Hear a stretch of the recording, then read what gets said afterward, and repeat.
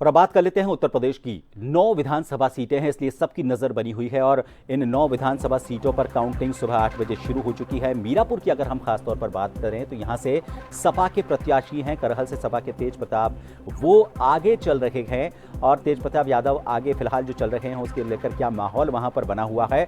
हमारे वरिष्ठ सहयोगी प्रणव वशिष्ठ मीरापुर से सीधे हमारे साथ लाइव जुड़ चुके हैं।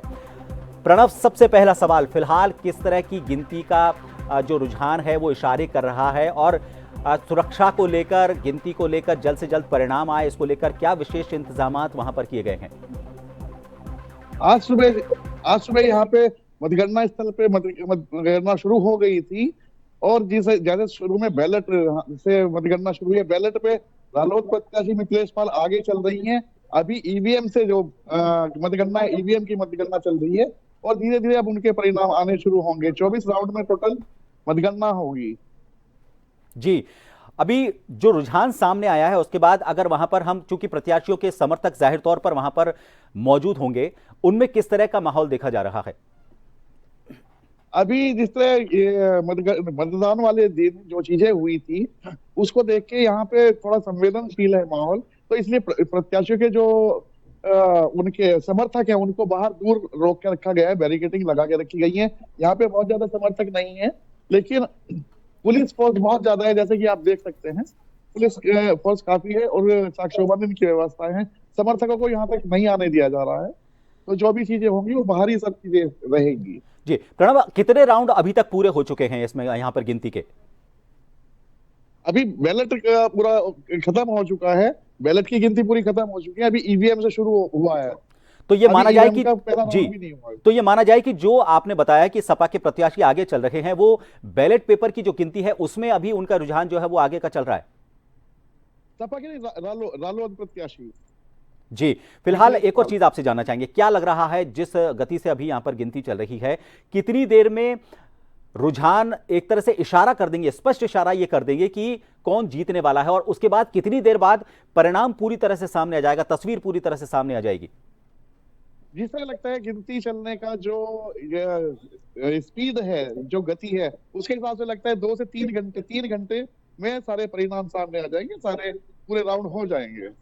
जी प्रणव, अगर आपके यहाँ पर सुरक्षा से जुड़े हुए, सुरक्षा बलों से जुड़े हुए, या फिर जो सुरक्षा की जिम्मेदारी पुलिस विभाग ने संभाली हुई है उनसे जुड़े हुए कोई अधिकारी अगर आपके आसपास, उनसे किसी तरह की कोई बात हो सके तो वो भी हम बात करना चाहेंगे। साथ ही एक सवाल भी आपसे जोड़ना चाहेंगे। फिलहाल प्रत्याशियों की बात करते हैं। प्रत्याशियों की सांसें अटकी पड़ी हैं और चूंकि उत्तर प्रदेश को काफी महत्वपूर्ण माना जाता है, 9 सीटें हैं, एक आध सीट भी नहीं है। हालांकि परिणाम पूरे राज्य के स्तर पर बड़ा नहीं पड़ेगा, लेकिन दिग्गजों को लेकर वहां पर थोड़ा सबकी नजर बनी हुई है। क्या लगता है आपको अभी फिलहाल, क्योंकि अक्सर ये देखा जाता है कि जो प्रत्याशी होते हैं वो इस वक्त जब परिणाम निकलना होता है उससे ठीक पहले मंदिरों की तरफ या फिर आराध्य की तरफ जाना शुरू कर देते हैं। अभी राजस्थान में हमारे सहयोगी से बात हुई थी, उनका भी यही कहना था। उत्तर प्रदेश में किस तरह का माहौल, क्या किया है उन प्रत्याशियों ने रात को, और अभी फिलहाल वो कहां पर हैं?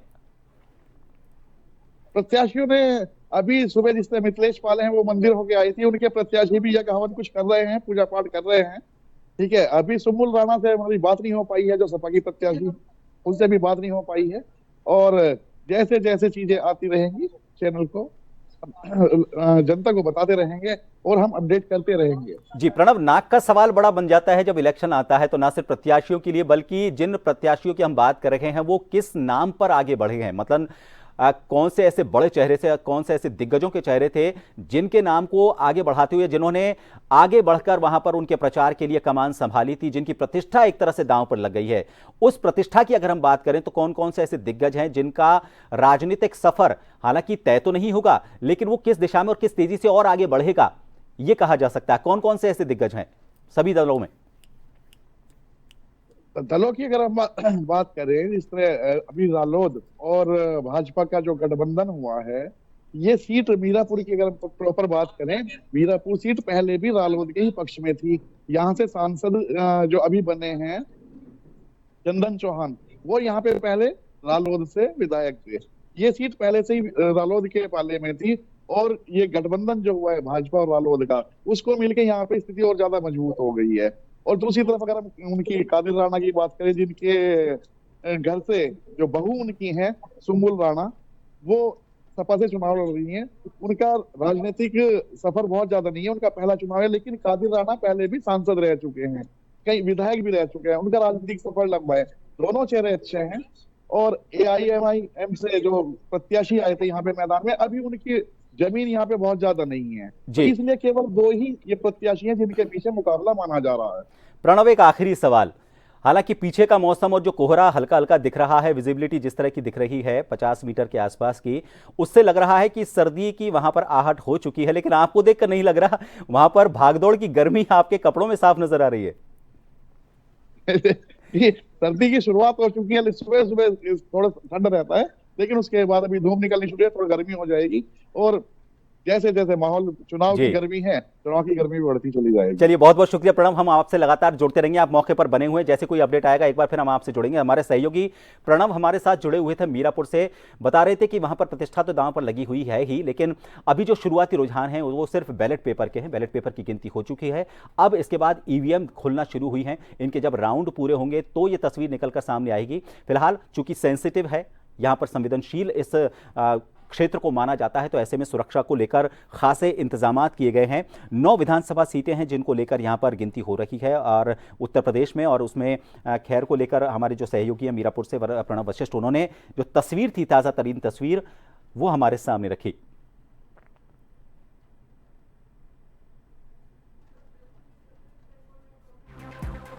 तो यूपी में 9 विधानसभा सीटों पर चल रहा है मामला। खैर सीट से बीजेपी के प्रत्याशी आगे चल रहे हैं, धीरे धीरे रुझान बता रहे हैं। गाजियाबाद से भी बीजेपी के प्रत्याशी आगे चल रहे हैं। सीसामऊ की बात करें तो यहां से सपा की नसीम सोलंकी आगे चल रही हैं।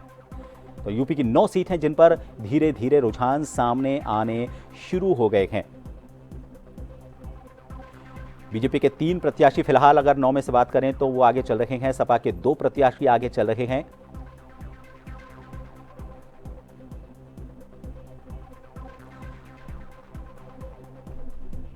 यूपी और महाराष्ट्र के साथ राजस्थान पर खासतौर पर नजर बनी हुई है सभी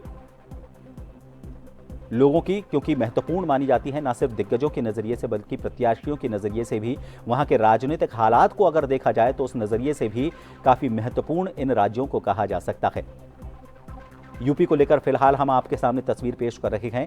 बीजेपी के 3 प्रत्याशी, 9 में से 3 प्रत्याशी फिलहाल आगे चल रहे हैं। सपा के 2 प्रत्याशी फिलहाल 9 में से 2 सीट पर आगे चल रहे हैं।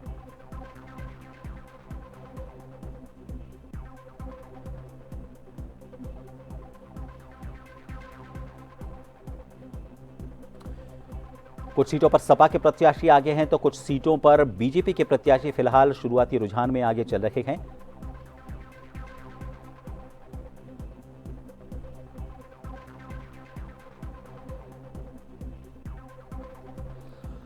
तो यूपी में फिलहाल जिस तरह के रुझान हैं वो आप लगातार देखते जा रहे हैं। कुछ देर पहले हमारे वरिष्ठ सहयोगी खैर विधानसभा सीट से प्रणव वशिष्ठ हमारे साथ जुड़े हुए थे, उन्होंने वहां की तस्वीर आपके